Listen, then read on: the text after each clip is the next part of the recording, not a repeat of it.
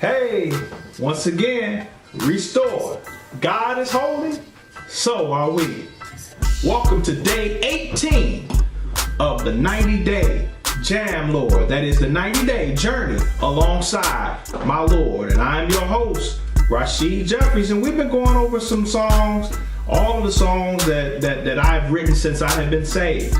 Right now, we're in the CD that was released in 2002 entitled From Darkness to Light. And this is the second to last song on that project. We're going to break down a song entitled But for the Grace of God. That was a track that was done by Michael Allen, who is no longer with us. And he made a wonderful track. And so this message is really a very common phrase that you hear. People say, but for the grace of God, there I go. And basically what it describes is when you see someone who's downtrodden, who's in some type of unfortunate circumstance, something has happened to them that may be negative, and it's hard to judge, it's hard to look down upon them and shake your head at them, because we're coming with a heart of compassion towards them. Because, man, what if that was me? If I put myself in their shoes, it brings perspective. And then when you consider the possibility that, hey, it could have been me, the only reason it's not me is because of the grace of God. So what that does is it provokes me to pray for them. It provokes me to move with compassion towards them when they're in that state. Because I consider myself, and I don't deserve to be in any state that's different than theirs. Because I have done some bad things, and God has had mercy upon me for the bad things that I've done. And because of his grace, because of his strength, he has caused me not to be in that particular state. So I want to hold up my brother, hold up my sister. And I want to bring the perspective in this message to anyone who wants to try to act like they're better than, anyone who tries to be self-righteous and come with an arrogant spirit. You need to check yourself and humble yourself and say, but for the grace of God, there I go. And this song was written a little while ago, back in the Clinton era, when President Clinton was in office.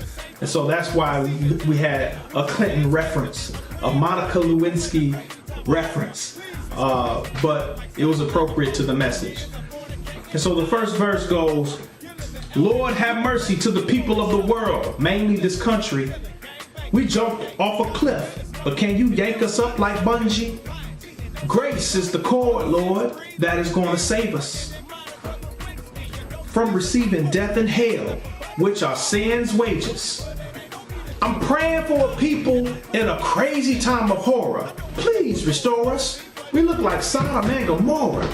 Kids are fornicating and dying before they grow up, killing the elderly, even babies, before they show up. Talk about Dr. Kevorkian back in the day.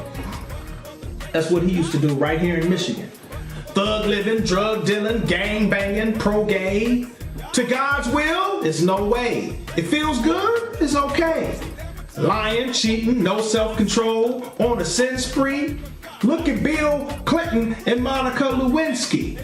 Adultery is a lot worse than jacking up a budget. No, I don't condone it, but it ain't on me to judge it. It's on God. And I'm praying that he will send him mercy.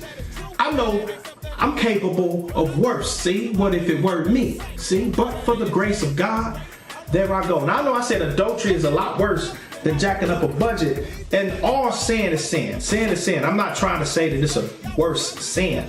I'm just saying, as far as being the president of the United States, we make such a big deal over someone making a mistake with the budget. But when you deliberately go out and commit a sin that we know is sinful against God and against your wife, to be frank, to me, it just, as far as the maliciousness of the heart, That's a whole lot worse. If we're going to make a big deal out of you messing up a budget, we need to make even a bigger deal out of you committing adultery, because that speaks to your character as a man, as the president of the United States. So that's what I was communicating with that line.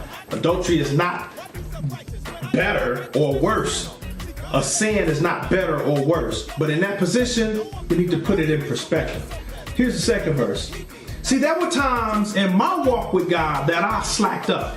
I would act up. Running from God, I was jacked up. The devil cracked up, ha ha ha, till I repented. And then he backed up. I came to God and the victory was wrapped up. No matter how holy I am, I never want to puff up. I ain't all that. Without God, I'll jack some stuff up. And you know that is true. And it ain't something I like, Lord. But I know without you, I would end up in a psych ward or dead or in jail. So His grace, I won't refuse it.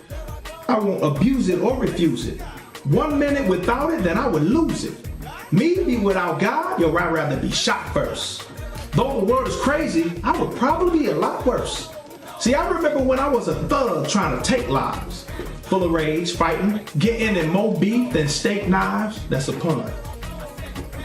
Whoremonger, getting in more beef than steak knives, or whoremonger, slept with over 80 different women. That was back then, but man, it was crazy. Actually, I slept with over 100, but that's a crazy issue. Slept with over 80 different women. As wretched as I was, who am I to be condemning anybody? All right, last verse. I thank God for His mercy and because I'm a repenter.